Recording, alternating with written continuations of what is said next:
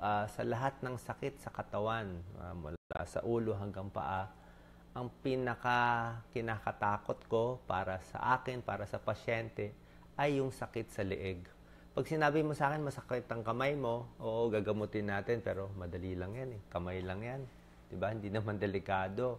Pag masakit ang paa, paa lang yan, magagamot natin. Tuhod, medyo mahirap pag tuhod, hindi ka makakalakad.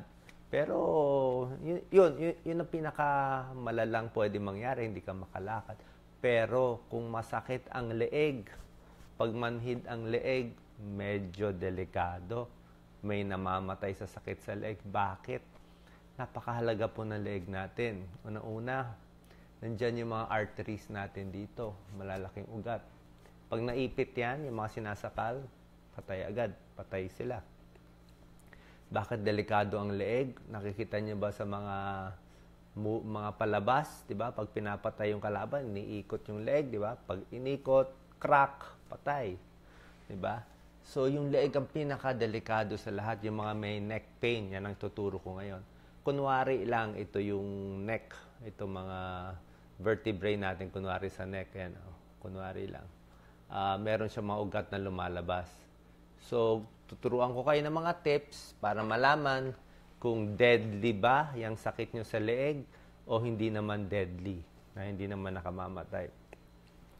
Ang sakit sa leeg, pag sinabing leeg, pwedeng dito sa likod, sa batok, pwede dito sa may kanan, kaliwa, pwede rin hanggang shoulder, leeg pa rin yan, kasali yan dito, konektado yun sa leeg, pati dito sa likod, sa may shoulder. Ano ang dahilan na sumasakit ang leeg natin? Una-una, pwedeng hindi lang maganda ang posture. Sa mga nanonood ngayon, di ba? Parang ako, dapat aware. So, wag masyadong kuba. Di ba? Wag masyadong kuba. Wag rin masyadong paatras. Yung tama lang. Dapat pantay ang likod. Yan, pantay ang likod. Straight back. So, pag poor posture, dyan sumasakit ang mga muscles sa leeg. Pag sumakit yan, ewan ko kung nakikita niyo yung picture na nilagay ko sa PowerPoint sa likod. Pag sumakit itong mga muscle, naiipit yung ugat. Pag naipit yung ugat sa leeg, yan ang delikado. So, poor posture, na i-strain yung neck natin. Bakit tumitigas ang neck muscles natin? Mabigat ang ulo natin eh. Ulo natin, mga 20 pounds, mabigat eh. Dinadala niya yung ulo. So, kailangan maayos ang posture.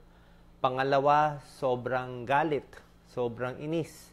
Pag sobra kang inis, nag-grind ka, galit ka, hindi mo alam, tumitigas ang kamay, yung panga mo, baka natutulog ka, ginagrind mo yung ipin mo, galit ka, titigas siyang dito. Kaya yung mga taong stressful ang trabaho, tingnan niyo po yung mga galit na nagko-computer o yung mga minsan lawyers, mga judge, mga politician, yung mga basta stressful ang trabaho mo, talagang tumitigas yan, yung lagi na sa computer. So, paano gagawin nyo? Lakad-lakad. Diba? Ngayon, pagka FB Live ko, lalakad-lakad, galaw-galawin mo para mabawasan yung sakit at manhid. Kahit manhid, hindi rin magandang sintomas yan. So, poor posture, muscle strain. Pangatlo, pwede rin dahil sa arthritis. Pag nagkakaedad, magkakaroon na tinatawag ng mga bone spurs. Ibig sabihin, merong mga buto-buto na maliliit na tumutubo dito sa may neck natin, kaya hindi na maganda yung paggalaw. Pag pumunta nga kayo, ito nga kinakatakot ko dahil, pag pumunta kayo sa matahimik na kwarto, punta kayo sa kwarto, tahimik ng tahimik, walang ingay, sarado nyo yung pintuan, ikot nyo yung neck nyo, ikot nyo. Malamang makakarinig kayo ng crack, crack, crack, crack, may tumutunog yan, may mga crepitus yan eh. Pwedeng arthritis, pwedeng old age, pero babantayan natin yan. So, yung joints natin, pwedeng magkaroon ng osteoarthritis dahil sa pag-edad o baka meron kayong mga ginagawa sa neck. Ito yung delikado, yung pang-apat, yung nerve compression. Nerve compression, pag naipit yung ugat. Ayan, nalalapit ko siguro to. Pag naipit, yan ang delikado. Ayan, pag naipit na yan, namumula, sasakit, hindi po maganda. Magkakaroon ng sintomas yan pag may nerve compression. Ayan, pakita ko na rin. Ayan, gumagalaw yung disc Pag gumalaw ang disc, namumula, maipit ang spinal cord, sobrang delikado po pag naipit ang spinal cord natin. Nakita nyo naman yung mga aksidente, di ba? Yung mga aksidente, sumasakay ng kabayo, si Christopher Reeve, favorite actor natin sa Superman, yung unang Superman, sumasakay siya ng kabayo, nasipa siya ng kabayo, nahulog siya, nabali yung leeg. Dahil nabali yung leeg niya, naputol ang spinal cord niya.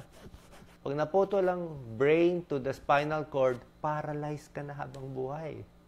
Paralisa na ang kamay, paa, hindi makaihi, walang control sa pagdumi. Ganun mangyayari. Kaya delikado ang leg. Kaya yung mga may neck pain, ito, yan ang babantayan natin. So, nerve compression, injury. Yung nasa kotse, nagda-drive, di ba? Minsan, nabangga. Marami yan eh. Marami. Siguro sa Pilipinas, ang dami nang babangga eh. Pag nabangga, whiplash, gaganon yung ulo. Pok. Delikado po yun. Pag nag-whiplash, napupunit. Pag napunit, huwag naman mapunit yung spinal cord. Kasi pag napunit yung spinal cord, tapos ang usapan. Tapos, meron ding mga sakit na talagang nagkukos ng mga arthritis dito. So, yan po sinasabi ko sa inyo. Yan mga dahilan. Tapos, tuturo ko sa inyo yung tips para hindi tayo ma-paralyze. So, ang sakit, pwedeng anywhere, dito sa may leg. Ano yung deadly symptoms? Bibigay ko na yung sintomas na hindi pwede baliwalain, na kahit walang pera, magpapacheck tayo kasi deadly eh. Kung meron na kayo nararamdamang kuryente, kasi pag naipit ang nerve, iba ang pakiramdam ng nerve pain eh. Diba minsan naglalakad kayo, tumama tong siko nyo sa lamesa, sa mga bata, di ba? Tatama yan. Tapos may kuryente, nararamdaman nyo, yan, nandito, banda rito eh. Sa ulnar yan. Pag nabanata, may kuryente, yan ang nerve pain. Pag nerve pain, hindi maganda. Hindi maganda eh. Naipit yung nerve eh. Kailangan mo yung nerve mo. Yung okay na sakit, yung konting manhid-manhid, konting ngalay-ngalay, konting masakit sa ulo, pwede pa yon ha. Baka muscle lang yon. Meron akong mga tips mamaya. Pero yung mga parang may shooting, may kumukuryente dito, papunta pababa, pwede sa kamay, pwede sa likod, baka naiipit ang nerve. Hindi po maganda yan. So yun, nababantayan natin, yung mga shooting pain, that's one. Yung manhid, mamanhid na yung kamay. Minsan hanggang katawan, manhid na. Pwedeng connected dito sa neck eh. Ibig sabihin, naiipit na yung mga vertebrae. Delikado yun. Dadalhin din sa ospital. Makita agad ng doctor. Orthopedic surgeon, physical therapist. Yung nagbago yung pag-ihi at pagdumi, walang control. Bihira lang ito mangyari, pero yun yung mga talagang nerve compression. Parang pang-stroke na yun. Ibig sabihin, may napaparalyze na yun. Yun talagang dadalhin mo na. At isa ring tip, ito magandang tip tinuturo ng mga nire-research ko eh. Dapat medyo maluwag ang leeg. Ito experiment natin ha. Iniisip ko yung para sa inyo. Kaya nyo ba idikit? Kaya hindi. Kaya nyo ba idikit yung baba sa dibdib? Try natin ha. Dahan-dahan lang ha. Sa mga may shooting pain na, sa mga may edad, na meron ng spondylosis, wag na kayo sumunod, di ba? Pero kung wala naman mga spondylosis, di pa kayo na-diagnose, pwede matry.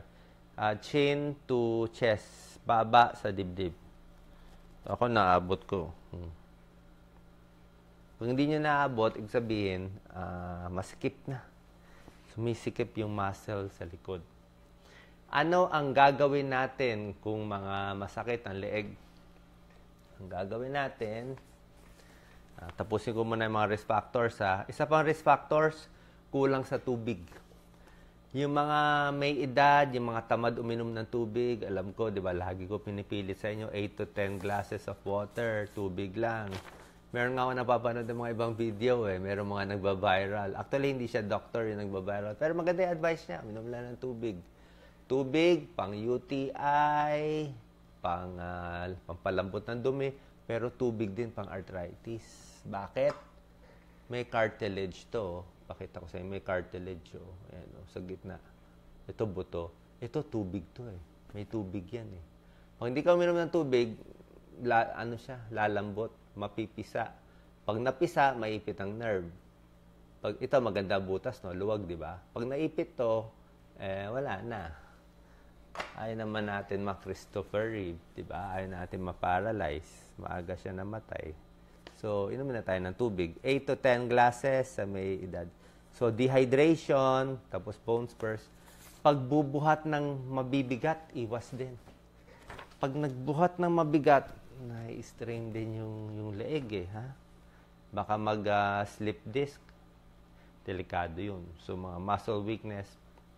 Anong test ginagawa ng doktor? Pwedeng x-ray, pero minsan kulang x-ray.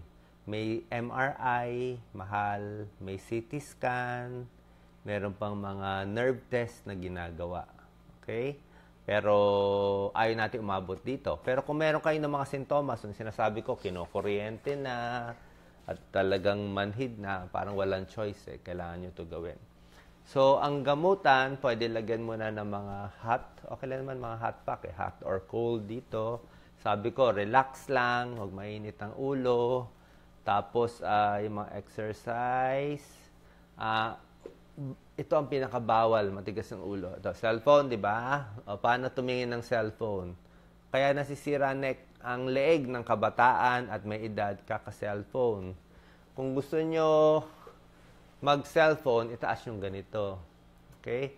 Bawal yung ganito. Bawal na bawal yan. Yan ang gawain natin. Di ba? May text ka ng sa boyfriend mo. Titignan mo, nakaganyan ka matagal. Sasakit naman ang neck mo. Di ba? Hindi pwede masyadong mababa. Ang sikreto, itaas ito, atras konti. Ito ang tip Imbis na ulo mo bumaba, mata lang ang bababa. Yan mata lang. See? So, okay ang neck ko. Mata lang ang bumababa. Huwag yung ulo. Ha? Kahit sino pa nag-text. Mata lang. Sulyap-sulyapan mo lang. Okay? Yan ang tip Mata lang ang bababa, huwag yung ulo. Kasi, lalong mabigat. Parang may dala kang isang mabigat na bag. Kung hawak mo dito, magaan. Kung ihahang mo, sobrang bigat. Tsaka isang tip para hindi sumakit ng leeg, maganda yung ganitong silya. May kamay. May kamay. Ito, meron para sa kamay. May support. May support Mas relax. Kung hindi, bagsak Ayan bagsak strain Kita niya ba strain, bagsak? Ito, may support. Relax. May sandalan. Diba? So, that's one tip. Tapos, 30 minutes of working, kahit may meeting kayo, kahit ano pa, isang oras, alam ko, ang daming mga meeting, kahit sa klase, baka pwede sabihin sa teacher, every hour, pabigyan naman 5 minutes, maglakad-lakad, pumunta sa CR, diba? So, umihi muna, pamparelax, tapos lakad-lakad, galaw-galaw lang. Pag naglakad-lakad kayo, wag mo na mag-computer, wag mo na mag-cellphone, mababawasan yan. Marirelax. So, hot and cold, pain reliever, hindi ko ina-advise. Lagi ko hindi ina-advise. Kasi kahit anong pain reliever, inumin mo, pag ipit pa rin Wala kang magagawa Pag ipit siya, ipit pa rin. Kahit ilan na inumin mo. Kahit mabutas na sikmura mo sa pain reliever, wala. Kahit masira na yung kidney mo sa pain reliever, bale, wala. Sira yung leg, sira yung kidneys, wala kang pain, sira naman lahat. Diba? So, hindi yan solusyon, ha? So, yung tinuturo ko, hot and cold, lakad-lakad, rest. Tapos, mag-break sa trabaho. Yung computer, dapat mataas. Ha? Mataas. Level. Ito mo to computer ko mataas. Kasi kung mababa, nakababa ka rin. Ha? So, yung workplace mo, i-adjust. Ito pa bawal, yung mga telebabad. Diba? Telebabad. Kaya ako, alam mo ginagamit ko? Earphone. Sobra ganda yan. Ang tagal, kausap mo, 30 minutes. Pagkatapos ng usap, tingnan mo, 20 minutes. Manhid na to, manhid pa ang leeg, wala, titigas. Dito sa kabila, manhid ito, manhid ang leeg. Hindi po maganda. Mamaya maipit yung leeg natin. Anyway, Ano ba sasabihin ko? Anyway, pag Globe, every 10 minutes, papatayin ka naman eh. Ewan ko ba, pag may kausap ako, pag Globe, laging pinapatay in 10 minutes eh, may limit. So, hindi sumasakit leg ko. Kinakat yung call ko eh. Anyway, biro lang yan. So, ganyan ha. So, sa phone, ingat ha, yung ganon. Mas maganda naka siya, meron kang earphone, di ba? Earphone. Tapos meron kang speaker. Sa telepono, ganun din, di ba? Nag-uusap, inipit. Yung telepono dito, bawal din yan. Isa pa nagkokos, yung pagtulog. Ha? Sobrang common yan, di ba? Kayo, natutulog, nakadapa. Pag nakadapa, hindi maganda eh. Nakadapa. Saan mo lalagay yung ulo mo? Nakadapa ka. Nakaganon ka, nakaganon. Diba? Mas maganda yung, okay yung tihaya, tapos manipis lang yung unan. Manipis lang. Diba? Manipis lang, tama. Kasi sobra taas ang unan, nakaganon ka rin. Diba? So, kung gusto mo itaas, taas mo yung sa ulo, taas mo rin dito sa likod.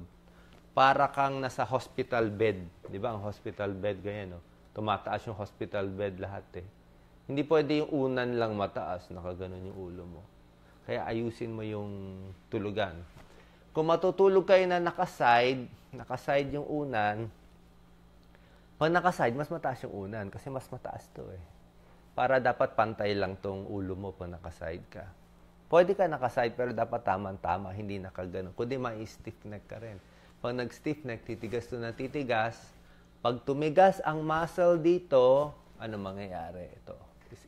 Imagine nyo titigas yung muscle dito, tigas yung muscle dito. Pag tumigas ang muscle, hahatakin niya to. Magdidikit to. Ito, didikit dito. Pag nawala na ng space, paralyzed na naman tayo. Okay? Actually, ganun nangyari kay former President GMA. Kay former President, na operahan siya. Malamang sa work niya, baka siguro sa work, siguro masipag, very stressful, hindi niya alam, tumitigas na yung mga muscles niya. Meron din ako pasyente, ganun din. Yung pasyente ko, galit na galit sa mister niya kasi yung mister niya, babaero. So, babaero yung mister niya, lagi niya nahuhuli. Tigas siya ng tigas. Ang tigas ng neck niya, yung neck vertebrae niya, nagdikit-dikit na. Nawala yung spasyo. Nawala yung space, kawawa.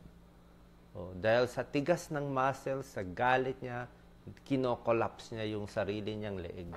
So, wag sirain ang sariling leg. So, sa phone, sa pagtulog, at ngayon, tuturo ko sa inyo yung mga exercises. Merong mga nagmamassage na magaling eh. Pero bihirang-bihira kayo makakita ng ganito. Meron tao talaga magaling mag-massage sa neck eh. Pero hindi ko ma-recommend sa inyo kasi unang-una, may danger kung hindi marunong. Ang bawal galawin sa neck, ito, sa harap Pwede nyo kapain yung carotid. Turuan ko na lang kayo. Nakapain nyo na ba carotid? Isang kamay lang Isang kamay lang at dahan-dahan lang Suabe. Dito sa harap. Sabay tayo. Konti lang wag malakas. Tsaka isang kamay lang, bawal dalawa. Dalawa is choking ito. Konti lang. Pulso. Pulso. Naramdaman nyo ba? Tama, di ba? Hawakan nyo. Pumupulso yan. Yan ang pinakamagandang pulso sa buong katawan. Ang pulso dito, ibig sabihin buhay ka, may dugo sa ulo. Kaya kung may pasyente nag-collapse, mga CPR, yung iba pinupulsohan dito, yung iba pinupulsohan sa paa. Ako, hindi ako nagpupulso dito. Cardiologist ako, alam ko yung pinakamahalagang pulso. Isa lang ito. Pag may pulso ka dito, buhay. Pag walang pulso dito, patay. So, ito. So, ito lang ang bawal galawin. Itong pulso dito. Yung carotid dito, tsaka pababa. Huwag nyo papagalaw yan. Kasi pag naipit nyo isa o dalawa, mawawalan ng blood supply, magko-collapse Okay? Pero, ang matigas sa atin, hindi yung sa harap Ang matigas itong sa side to. So, kakonti. Show and tell. Ang matigas ito Ito. Tsaka dito ang matigas. Kabilaan yan tigas yan dito. Kaya dito yung galit na galit Yung galit na galit pag igaganon mo. Galit na galit siya Tapos ang matigas dito sa likod. Tapos hanggang batok. So, yun lang ang nire-release sa side at dito sa likod. Ano pa yung mga bawal? Maganda itong mga, inaaral ko kasi nararamdaman ko rin. Ang isa pang bawal ay tumingala. Yan ang turo ng mga orthopedic surgeon. Pwedeng pababa, pwedeng pa-right. Turo ko sa inyo. Pag titingin sa right, kasama to, stretching yan stretching. Pag right, 90 degrees lang po. 90. Huwag lalampas. 90. Huwag mo paabutin doon. Ganyan lang. Pag pinaabot mo kasi lampas 90, baka matwist yung vertebral. Bukod sa carotid artery, meron tayong vertebral artery dito sa may likod din Nakatago siya sa gitna Pag tinwist mo masyado, may na-stroke din. Pero pag hindi mo naman gagawin to, titigas naman yung ulo mo. So, tama lang. Tama lang. Ayan, kaliwa. Sabay po tayo, kaliwa. Pwede push. Konti lang, konti lang. Tapos, kanan. Masarap yan. Lagi ko ginagawa yan. Dahan-dahan lang. Sa mga walang sintomas na iipit ang nerves. Tapos, ang bawal nga, sobrang. Tapos, isa pang bawal, yung tingala. Pwedeng tingala konti. Huwag yung tingalang-tingala. Alam ko sa yoga, meron tingala. Ang problema kasi pag sobrang tingala, naiipit ang vertebral artery. Delikado yan. May na-stroke yan. May nangyayari. Kaya kung merong magmamassage, dapat sa marunong lang. Hindi ko ma-recommend, pero meron akong makilala mga myotherapist magaling Ito pinaparelease ko. Dito lang, tsaka dito konti. Pero dito sa likod, okay naman Pwede nyo i-massage, pa-massage. Dito sa may batok, pwede yan. Check nyo rin pala blood pressure nyo. Diba? Common sense. Check ang blood pressure. Kadalasan naman normal ang BP. Pag normal ang BP, masakit dito, muscle pain yun. Kung mataas ang blood pressure, ay gamutin nyo muna yung high blood. Diba? So, dito pwede pa massage. Tapos, isa pang massage, ginagawa ko dito sa may balikat. Ipit to. Ipit. Sa mga OFW, lahat kayo followers ko, alam ko, 100% following ko sa OFW. Paano may internet silang libre Dito sa Pilipinas, basta may internet, follower namin ni Doc Lisa. Itong mga videos namin, dami ko ng videos ginawa. 1,300 videos, magwa 1,400. Diba? Inuulit-ulit ko lang iba para matandaan nyo. Pero wag mag-alala, kahit mamatay kami, meron ka namang 1,400 videos Hindi naman mawawala sa Facebook Diba? Sasabihin na iba, Doc, kailangan tuloy-tuloy ka. May 1,400 videos na ako. Naikot ko na lahat ng topic. Lahat na pwede i-topic, tinapik ko na. Tapos sarap, diba? Try nyo, sarap yan. So, yaan. Tapos ito yung pinakamahalagang stretch na ituturo ko sa inyo. Dahan-dahan lang, Pag tumunog, sa kamay, masarap tumunog Sa leg, nakakatakot Nakakatakot pag tumutunog. So, ang ginawa ko na kanina, pag stretch sa leg, diba, meron ng left, meron ng right, tinuro ko na. Ito naman, merong 90 degrees, tsaka may 45 degrees dalawa yan. Pakita ko Bago ko siya i-stretch, yung kanang kamay ko nakahawak sa silya. Ito, hawak sa silya. Dito, kapit. Bakit ka nakakapit? Kung hindi ka kumapit, pag in-stretch ko, ganun lang tayo. Baliwala. Diba? Baliwala Pag nakakapit, hindi, ayaw. Nakakapit ako Pwede ko siya i-stretch. So, kapit sa kamay, 90 degrees muna. Ito. Dahan-dahan. Gawin niyo po. Dahan-dahan lang, Okay, dahan-dahan. Kita mo, konting-konti lang. Kasi yung ulo mabigat na Ako madalas tumunog sa side na to May iwasan. Yan. 8 seconds. Yan. Isang 90 degrees. Pwede nyo gawin 3 times, 8 seconds. Huwag i-bounce Bawal ang bouncing. Hindi maganda. Yung iba, bina-bounce, bounce. Huwag nyo i-bounce. Isang diretso lang. Mabali yung leeg Tapos dito paharap. Minsan inuuna ko itong 45 to. 45 pa ganun Gawin nyo. 9 seconds. Naririnig nyo naman ako kahit hindi kayo makatingin sa screen. Huwag mo na kayo tumingin sa screen. Ginawa ko na to kanina para maluwag na siya. Ayan. Nakakatakot, konting dasal. Pag hindi mo ginawa, talo. Pag ginawa mo, dapat tama din. Wala tayong choice eh, tumatanda eh. Yan, pampabata stretch. Okay, ano, pinifeel ko siya talaga. Nakita niya angle ko, medyo tama na yan, no? Yung iba, hindi makatabing. Yung iba, ganyan lang. Kulang yan. Kailangan medyo ganun. Kulang. Itong kanan ko ang mas masikip. Okay, tapos yung kabila naman, gagawin nyo rin, hawak. Tapos kabila, diretso. Try nyo, dandahan. O, mag-comment kayo kung magkiklik. Pag nag-click yung neck, okay lang yan, lumuwag naman eh. Talagang tumutunog yung neck eh. Basta swabe lang sa lahat ng bagay. Walang biglaan, wag babaliin, wag bibiruin. Yan. Ang sarap masyado. Try nyo 8 seconds. Gawin nyo. 8 seconds dito. Paharap. Ano, paharap tapos pa-side. Iba kasi, pag paharap, ito yung ini-stretch mo. Mararamdaman nyo yung banat. Mga 8 seconds, 2 to 3 times, bibigay na yan. Gaganon siya. Bibigay. Yan, pati kabila. Tapos, lagi ito ginagawa ko, non-stop, shoulder shrug. Ito, non-stop.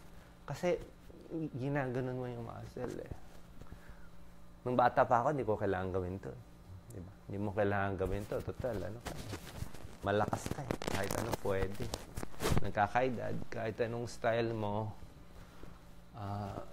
ikut-ikutin niya, masarap. Ang purpose, pag lumuwag ang neck muscles sa stretch natin, niluwag ko dito, niluwag natin dyan, gawin nyo once a day. Huwag masyadong mag-computer, lakad-lakad, di ba? Pag niluwag nyo to, may magic mangyayari. Ang magic ay luluwag siya. Luluwag yung muscle na nakahatak. Luluwag to. Pag lumuwag to, makakahinga ang nerve. Pag nakahinga tong nerve, buhay, mawawala yung sakit mo sa katawan. Hindi ka maoperahan, hindi mo mamatay, safe tayo. Diba? Pero pag hindi mo aayusin yung sa leeg, delikado. Okay? So, thank you. Lahat na stretch. Yan, chiropractor. Dati nagpapa-chiropractor ako. Yan, maganda yung tanong eh. Chiropractor sa akin, nakatulong siya sa akin ng malaki. Na-try ko na sa regular doctor. Masakit likod ko nun eh. Hindi makuha eh. Kasi tumabingi ako dahil sa flat foot eh. Bagsak tong right ko. So sa chiropractor, inano niya yung likod ko, na diretso niya ako. At in mga 3 to 4 months, gumaling ako sa chiropractor. Pero, hindi ko ganong gusto yung chiropractor na iniikot yung leeg. Doon lang ako hindi happy. Hindi ako happy. Kaya ako sa akin, kung talagang masakit na likod mo, hindi ka na makalakad, pwede siguro yung chiropractor, isa, dalawa. At kung edad mo less than 40 o 50 years old, pwede pa chiropractor. Kahit depende. Pero kung meron ka ng sira sa nerves or meron kang stroke, baka delikado ang chiropractor. Ang ayoko lang sa chiropractor, yung pag-ikot ng ulo. Yung pagtunog. Dun lang ang delikado. May isang case na yan eh. Check nyo sa internet. Bihira lang May isang case, inikot ng chiropractor na stroke eh. May ganun eh. Pero bihira lang yon. Kaya in other ways naman nakakatulong. Okay? Sana nakatulong to. Kung tumunog po na hindi sinasadya, dapat may regalo ako. Tumunog, hindi nga sinasadya eh. Di ba? Ang ibig sabihin doon, lumuwag. Di ba? Lumuwag siya eh. Ang sarap ng pakiramdam pag tumunog siya. Pag tumunog siya, ito lalampas to ng ganon. Di ba? Tumunog daw. Dapat may bonus si Doc. Isang like, isang share. Di ba? Tinitingnan mo yung comment. Papunta sa left, medyo nang click. Oo nga eh. Bakit nagkiklik yung one side? Kasi nga masikip eh. Ako, pinapamassage ko to eh. Pero ako kasi alam ko eh. Alam ko, doktor ako, alam ko hindi carotid binabanatan, alam ko hindi vertebral, pero natatakot pa rin ako. Kung merong magaling talaga na nagmamassage, yun. Okay?